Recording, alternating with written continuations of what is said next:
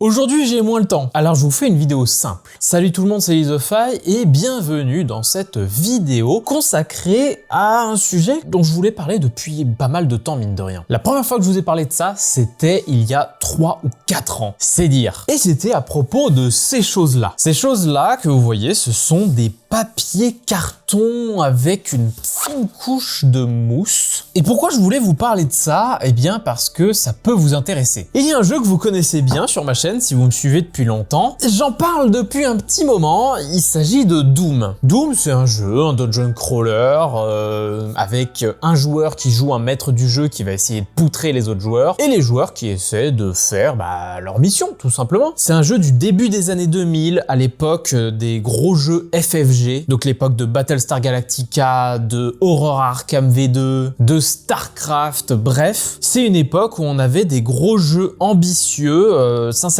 je sais pas le prix que ça coûtait à l'époque, mais c'était un sacré truc quoi. Sauf que, eh bien, ces jeux-là, ils ont tous un point commun. Et ce point commun, eh bien je vais le faire maintenant, hein. Non, ce n'est pas l'odeur, puisque ce jeu-là, vous en avez souvent entendu parler sur ma chaîne parce que je disais qu'il puait. D'ailleurs, on va voir après des années après l'avoir aéré, est-ce qu'il pue encore ou pas? Donc c'est parti, et ben voilà, on se retrouve avec ça.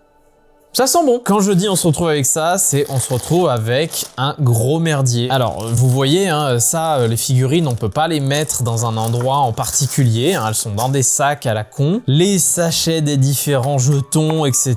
Les plateaux en vrac. J'ai essayé de faire le plus plat possible et même, regardez, j'ai rajouté des sachets anti-humidité. Mais c'est pas suffisant. Ça reste le bordel.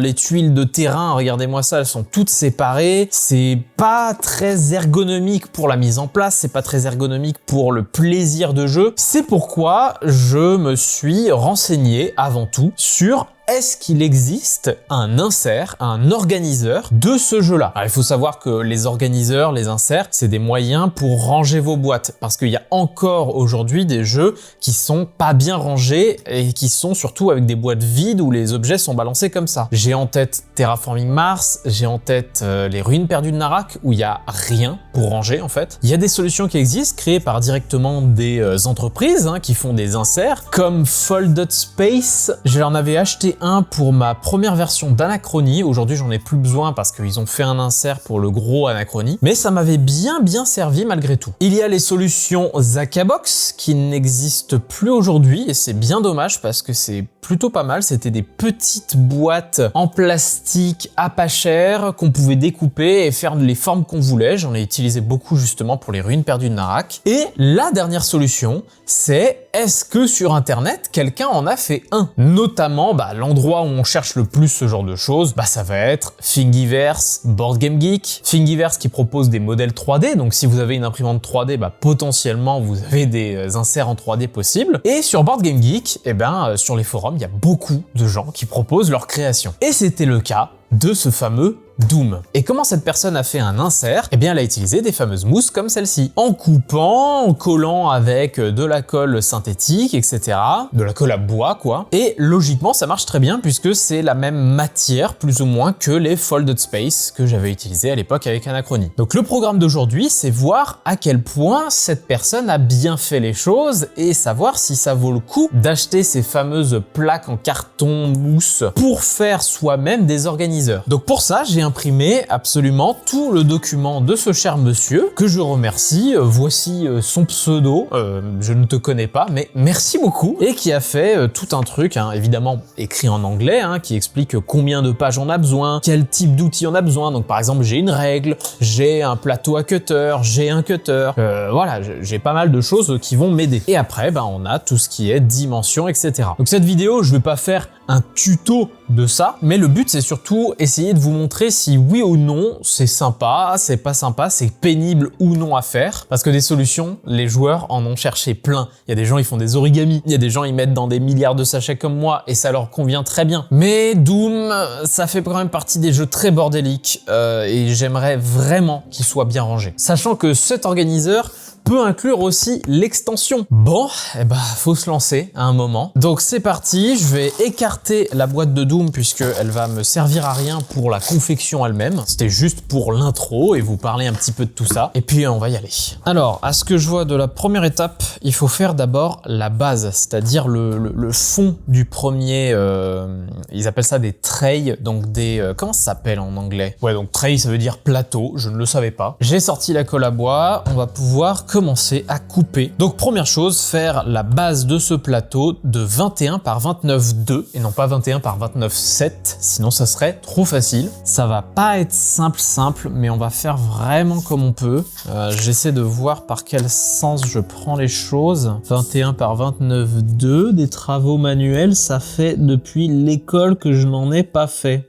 Donc, on se place par là, on fait 21, on espère être bien aligné. Tac, est-ce qu'on est droit? Je ne sais pas. Je vais simplement utiliser une autre plaque pour faire équerre. Et là, on cut ici. Alors, je vais sûrement mettre la tête pas mal, souvent au-dessus. Voilà, j'ai fait ma première incision. Incroyable! Bon, alors là, je suis allé jusqu'au bout. Maintenant, il faut que je fasse la même chose jusque là-haut. Donc pareil, on utilise, entre guillemets, l'équerre. On se place bien droit, en tout cas au mieux. Ah, voilà, c'est coupé. Une première victoire, oui ou non? Première victoire! Bon, c'est pas très droit, hein, comme vous le voyez. Là, c'est... Enfin, comme vous le voyez, en vrai, j'en sais rien si vous voyez. Mais là, en tout cas, c'est pas méga droit, mais on va faire avec. Donc ça, c'est la base de notre plateau. Et maintenant, il va falloir faire toutes les autres trucs qui sont là, aux dimensions qu'il faut. Donc par exemple, la ligne qui est ici, la ligne du haut du tray, c'est du 29,2 par 2,2.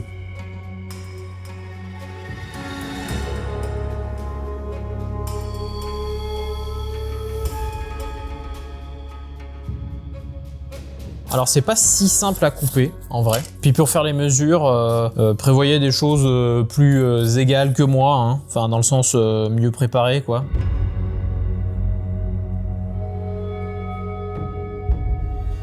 Donc déjà on va vérifier que je me suis pas trompé sur les mesures. On est sur du 2,2, ça on est bon. Et là est-ce qu'on est bon pour du 2,2? On est bon aussi. Donc là, j'ai A, B et B. Et ça m'a pris 22 minutes en comptant l'introduction. Je vais être là un petit moment.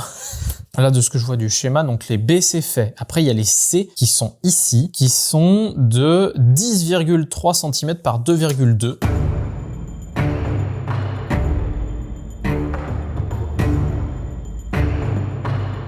Bon, il y a toujours voilà, cette irrégularité. Je pense que c'est ça le plus difficile finalement avec ces matériaux, c'est la régularité des traits. En fait, de faire un truc vraiment droit, vraiment propre, c'est vraiment pas évident. En tout cas pour quelqu'un comme moi qui suis très mauvais en travaux manuels.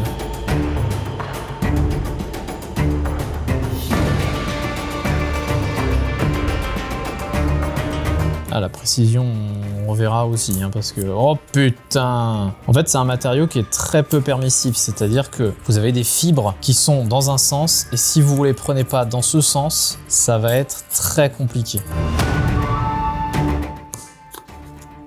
Vous voyez, en fait, dès que j'appuie, parfois il y a des claques d'un seul coup, donc on peut très vite ripper vers un endroit qu'il ne faut pas. On verra si la précision de la découpe, enfin la précision de la longueur va changer grand chose ou pas. Je l'espère pas parce que sincèrement, c'est là où j'ai le plus peur. Bon, on a découpé tous nos morceaux pour cette première planche, ce premier tray. Il me reste ça et pas mal de déchets, hein. Je sais pas à quel point vous les voyez. À voir si ces déchets sont encore utilisables, notamment pour les trays d'après, parce que ça c'est la première partie, hein, puisque là c'est pour les cartes et les objets des joueurs. Et vous voyez qu'à la fin, ça donnerait quelque chose comme ceci, et on pourrait y ranger ces choses-là. Et après, bah voilà, on a le corridor, alors celui-ci, il va être chiant, puisque c'est pour ranger tous les jetons. Donc ça ressemble à ça, le schéma. Je vous laisse imaginer le temps que je vais passer à faire cette vidéo. Donc, on va d'abord commencer par essayer de voir ce que ça donne, de coller tout ça, finalement. On a notre plaque de base, qui est ici 29,2 par 21. on a notre bande qui est censée aller ici. Ça peut marcher, hein. C'est pas plat. Mais ça vient du matériau lui-même qui en fait ne reste pas indéfiniment plat. Donc un petit défaut à relever par rapport à ça, c'est le côté plat du matériau. Alors c'est de la colle qui est blanche quand elle arrive, mais dès qu'elle sèche, elle devient transparente. Donc si jamais vous ne la connaissez pas, c'est normal que ce soit blanc. Ça devient transparent au fur et à mesure du temps, au bord de la plaque. Et on attend quelques minutes. En fait non, je peux pas le faire tenir comme ça parce que il faut que ça aussi, ça soit collé. Donc ce qu'on va faire, c'est qu'on va immédiatement mettre la colle ici, mettre la colle en longueur là, et grâce à une réglette B, là on va faire tenir le bordel. Le vrai problème là, c'est que j'ai pas coupé droit en fait. Mais on va quand même voir si ça peut marcher parce que... Ok, on va rester comme ça quelques minutes et on verra.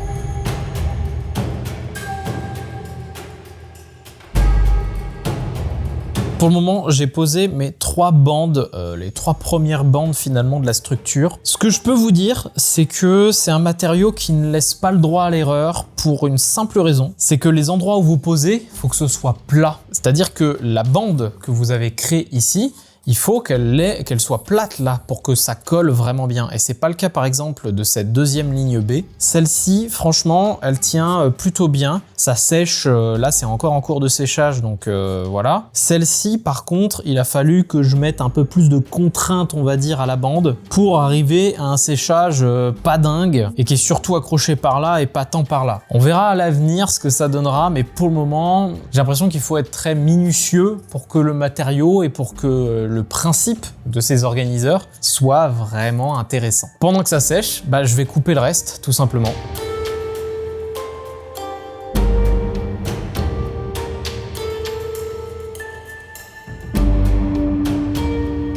Vraiment, je pensais très sincèrement que ce matériau allait être bien utilisé. Il prévient au début du truc, renseignez-vous sur ces trucs-là, etc. Moi, j'ai vu ça, je me suis dit, ça va aller.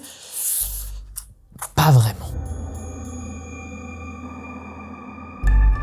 Après avoir collé 3 choses, je pense que la conclusion de cette vidéo arrive déjà à son terme. C'est triste à dire, hein, vraiment. Je pense que je vais continuer un peu tout ce que je fais sans forcément filmer. Et je vous reviens juste après pour voir si oui ou non ça vaut le coup quand même. Là actuellement, le constat c'est pas vraiment en fait. Je suis deg, j'avais prévu cette vidéo depuis des années. A few moments later. Bon, après un bon petit moment, alors je le dis, si vous voulez faire ça, déjà c'est long, très long. En fait, je pourrais utiliser potentiellement de la super glue pour que ça aille plus vite. L'inconvénient de la super glue, c'est que ça laisse des traces blanches, pas très jolies. En tout cas, en beaucoup de temps, j'ai réussi à faire ça. Esthétiquement, c'est pas très joli. Vous voyez, tout est bavé en fait, enfin tout est explosé un peu partout. Et je sais pas encore si ça sera solide ou pas. Parce que là, pour le moment, il y a ça qui a bien été collé. Hein. Là, je bouge un peu et ça va, ça bouge pas en tout cas. Mais le reste, je ne sais pas. Ça, c'est censé accueillir des cartes, donc ça pèse un petit peu lourd. Là, il y a des dés, là, il y a quelques figurines. Il y a pas mal de choses par ici, donc j'ai un peu peur que ce soit pas assez solide. Mais ça, malheureusement, je pourrais le savoir que plus tard, quand j'aurai mis les choses dedans, mais quand la colle sera sèche. Donc, eh bien, on se retrouve plus tard encore pour vous dévoiler la suite de cet insert manuel que je fais moi-même. Enfin voilà, ça va être très long. Dans quoi je me suis engagé, vraiment? C'est la première fois que je sens que cette vidéo sera juste un truc pour dire ne le faites pas. C'est con à dire, hein, mais là j'arrive au bout. Il y a encore un truc qui est en train de sécher. Regardez, c'est celui-ci. C'est le dernier truc qui accueillera des figurines dedans. Et ça fait 12 heures que je travaille dessus. Et je ne compte pas le temps de séchage pendant la nuit. Car oui, là on est le lendemain, et ce lendemain, eh bien, on a ça. Alors, comment vous dire franchement, j'ai fait ce que j'ai pu. Je pense, après avoir regardé absolument toutes les photos, tout ça, que je n'ai pas pris exactement le bon matériau. C'est-à-dire que les photos, ce qu'elles montrent, c'est une sorte de mousse qu'on voit dans des trucs que j'ai déjà déjà pu voir. Je crois que j'en ai par là d'ailleurs. Ouais, ça ressemble plus à ce genre de choses, vous voyez. C'est vraiment ce genre de choses. Je pense pas que ça soit plus simple à couper, très sincèrement. Je pense que pour bien couper, il aurait fallu une sorte de gros massicot, un truc voilà pour couper bien droit. Parce que là, le gros défaut de tout ce que j'ai fait, eh ben, c'est que c'est pas droit. Hein, et on va le voir notamment, bah rien que sur ça. Hein. On voit là ici qu'il y a un gros jour. Alors la colle a réussi à maintenir un petit peu tout ça en place. D'ailleurs, on voit que la colle fait bien son effet parce que j'ai beau secouer, tirer un petit peu partout, ça a l'air de bien tenir. Là, on a le premier plateau avec toutes les cartes disponibles, donc c'est quand même assez lourd, mine de rien. On a ici tout ce qui est terrain qui sont classés. Alors ça, j'ai dû les ranger au chausse-pied et pourtant j'ai fait des mesures et tout, mais c'est très difficile de faire des bonnes mesures un peu partout. Avec ça qui vient dessus, ça va, même si ça fit pas, c'est pas grave. Là, on a les autres plateaux et surtout, je ne sais pas combien de temps je suis resté sur celui-ci, mais waouh, c'était très très long de faire tous ces petits morceaux que vous voyez un petit peu partout. Il y a des trucs où je suis même pas sûr que c'était censé aller à tel ou tel endroit. Je me suis référé un peu aux photos, mais je pense qu'après, bah, il faut faire un peu comme nous on le sent, de comment classer les choses. Et surtout, bah, là, il y a celui qui est pour certaines figurines, mais j'en ai fait un. Évidemment. Un des deux trucs accueillant des figurines, et ben le voilà. Alors, est-ce que c'est bien? Bah ça fit bien, mais bon, s'il y a une figurine qui tombe comme ça, bah voilà, hein, ça tiendra pas non plus phénoménalement bien. La deuxième figurine là, c'est parce que c'est une figurine que j'ai peinte. Elle est dans ma vitrine, donc je l'ai pas calée, mais l'idée c'est que ce soit les mêmes figurines qui sont là. Pareil, ça tient étonnamment bien pour le poids, alors qu'il y a des jours de... J'ai jamais vu ça. Ça tient étonnamment bien pour le poids que ça tient et pour la force que ça exerce là avec mon pouce. Mais je vais quand même arriver à la conclusion de tout ça. Est-ce que c'est une bonne solution pour créer des inserts personnalisés chez nous? Eh bien, sans hésitation, non.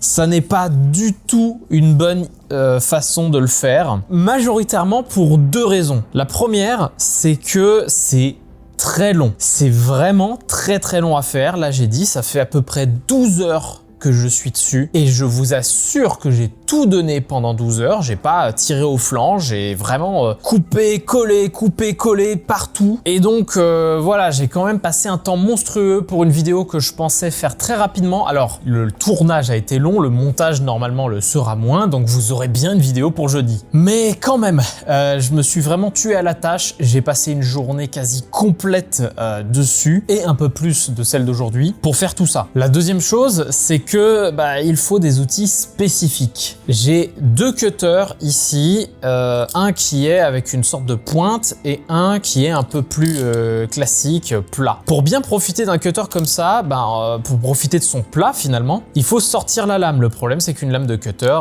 c'est un petit peu souple et en fait dans ce matériau c'est pas bon du tout. Donc j'ai utilisé majoritairement celle-ci qui ne m'aidait pas pour faire du coup des belles lignes. On se retrouve du coup avec des jours, avec des endroits juste moche, genre avec plein de bavures, hein. Je sais pas si vous le voyez ici notamment. Il faut pouvoir faire des lignes bien droites pour que ce soit bien correct. Au niveau des mesures, le gars il a fait un boulot assez dingue parce que même s'il y a des trucs où j'ai assez merdé, le mec était quand même très bon et du coup on se retrouve avec des mesures qui se tiennent. Voilà. Après, est-ce que je suis quand même content? Oui, je pense que je garderai pas ça éternellement. C'est juste ça. Je pense que si j'arrive à terme à trouver, et je pense qu'il y en a en plus, des inserts en modèle 3D et donc en impression 3D, je pense que je passerai en impression 3D. Parce que c'est trop de contraintes. C'est pas si ergonomique que ça pour récupérer les jetons. C'est pas ça quoi. C'est très très améliorable et sincèrement, pour le temps que j'ai passé dessus, je voulais aller jusqu'au bout pour cette vidéo, pour savoir vraiment ce qu'il en était. Avec la colle qui sèche, c'est concluant même si pas top. Mais ouais, la conclusion c'est pas une super solution. Perso, si vous avez la possibilité, allez vers les imprimantes 3D qui proposent des choses assez simples mais vraiment qualitatives. Et pour mon Doom, pour le moment, je vais me contenter de ça. Je suis assez étonné de quand même pouvoir le tenir comme ça. Ça craque un peu, hein, vous venez de l'entendre. Je vais ranger tout ça et c'est la première fois que je sors d'un tournage tournage en étant déçu. Je suis quelqu'un qui est pas très manuel, hein. Ça s'est vu, hein, mine de rien. J'ai fait vraiment ce que j'ai pu avec ce que j'avais. Au fur et à mesure du temps, les mesures, les découpes étaient de mieux en mieux, mais c'est quand même pas ça. J'espère malgré tout avoir répondu à vos questions finalement avec cette vidéo sur est-ce que c'est une bonne solution ou non, ces fameux papiers en mousse, que ça vous décidera ou non à choisir telle ou telle chose pour fabriquer tout ça. C'est en soi fonctionnel, mais je ne le recommande pas. Eh bien, moi, je vous dis à la prochaine pour les grosses vidéos en janvier, puisque dès lundi, vous aurez le calendrier de l'Avent Exit. Et oui, on va être en décembre. 25 vidéos du calendrier de l'Avent Exit. Je vous attends nombreuses et nombreux. Jouez bien et d'ici là, moi je vous dis salut. Et je suis deg. Vraiment, je suis dégoûté. Garde le sourire juste pour la vidéo.